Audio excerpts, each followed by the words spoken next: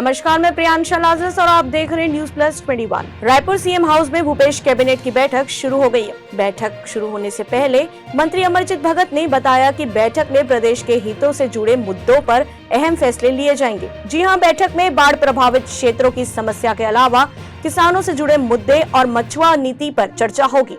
इसके साथ ही मंत्री भगत ने गुजरात चुनाव को लेकर कहा कि बीजेपी के हाईकमान को इन पर छत्तीसगढ़ के भाजपा नेताओं पर भरोसा नहीं है, इसलिए कोई जिम्मेदारी नहीं दिया जा रहा है। कांग्रेस में हाईकमान को हम पर भरोसा करता है, इसलिए हमें विभिन्न राज्यों की जिम्मेदारी मिलती है। वहीं द्रौपदी मुर्मू के दौरे को लेकर उन्होंने कहा कि प्रदेश में कोई भी अतिथि आए, उनका स्वागत छत्तीसगढ़ी संस्कृति से ही किया जाएगा। दरअसल कल नंद कुमार साय ने कहा था कि राष्ट्रपति उम्मीदवार द्रौपदी मुर्मू का छत्तीसगढ़ी संस्कृति में स्वागत आदिवासी जनजाति समुदाय लोग करेंगे।